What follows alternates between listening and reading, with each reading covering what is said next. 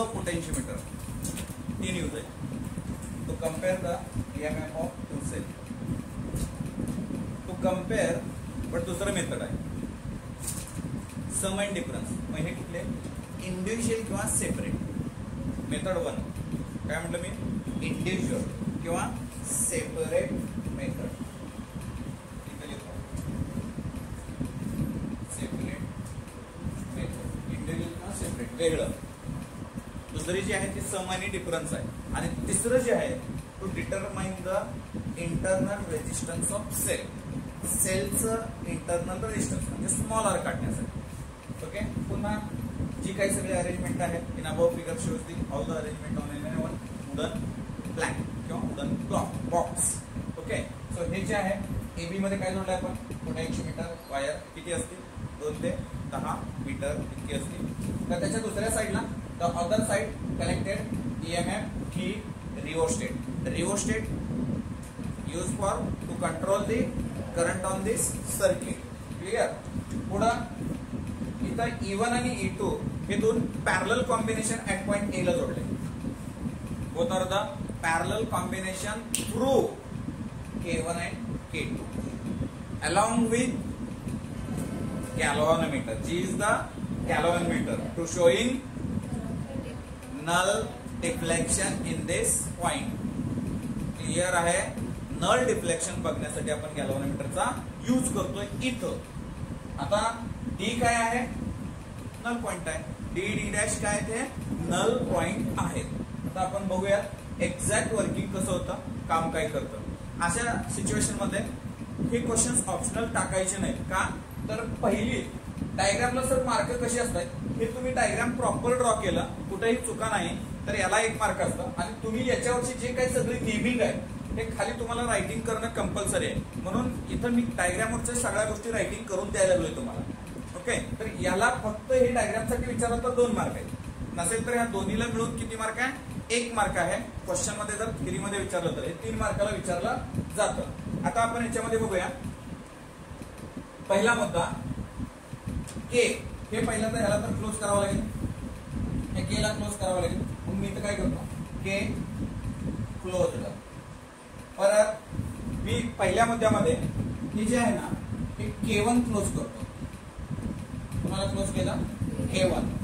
परत K1 closed. But हे करत असताना मी K2 वर फोकस काय केलं K2 ओपन. K2 काय केलं तर ओपन केलं. जे काय आपल्याला करंट ड्रॉ होणार आहे. मग इथं मी काय केलं सगळ्यात महत्वाचं काय केलं बघा हा जॉकी पकडला. हे बघा हे करंट त्याच्यातून ड्रॉ व्हायला चालू झाला. लक्षात घ्या इथं जे आहे ना हे E1 सेल आहे. कुठला सेल आहे E1 ते सेल आहे. एखादा सेल किती 1.5 ते बॅटरीमध्ये छोटं घड्याळाचं सेल माहितीये का आपल्याला भिंतीवर लावलेलं असतं ते जे सेल आहे ते 1.5 व्होल्टेजचं असतं. मग हे जर 1.5 असेल समजा हे 5 व्होल्टेज असेल तर ह्याच्यातलं करंट जर I असेल ह्याच्यातलं जर करंट I असेल तर हे I करंटच ह्याच्या E1 च्या अक्रॉस आहे.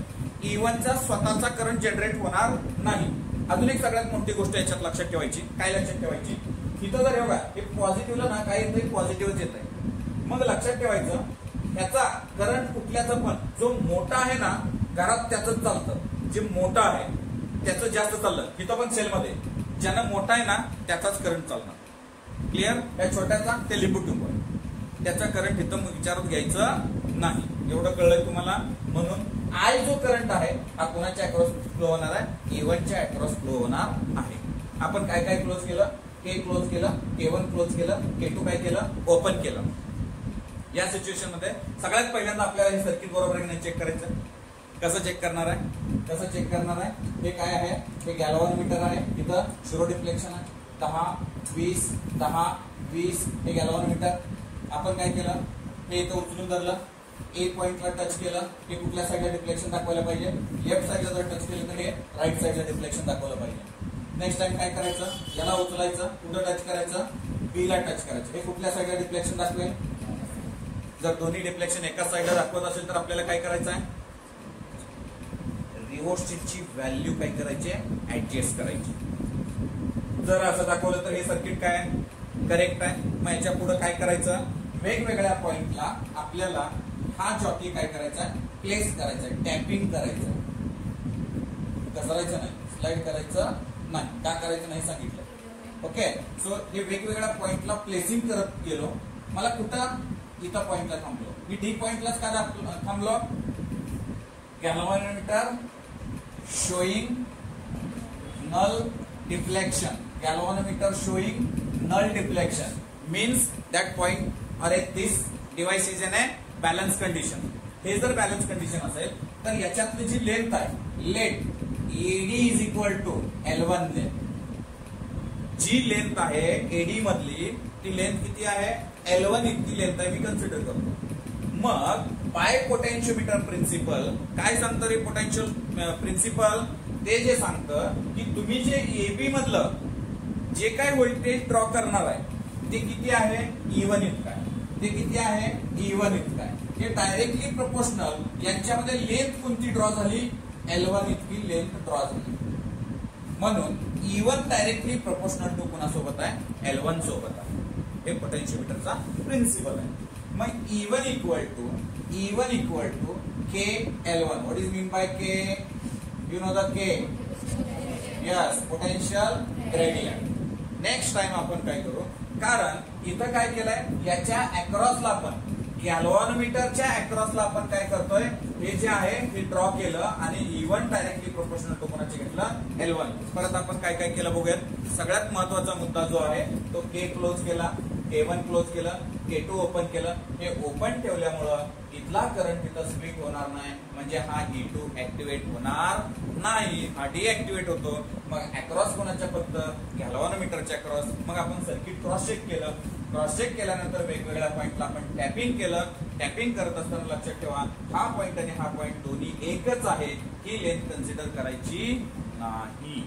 परत इथली सुद्धा लेंथ कन्सिडर करायची नाही. ही लेंथ, ही एक लेंथ असते ती 100, इथून परत 200, 300, म्हणजे after 300 something will this value, sorry after 200. इथं 200 संपला, 201 इथून चालू होईल.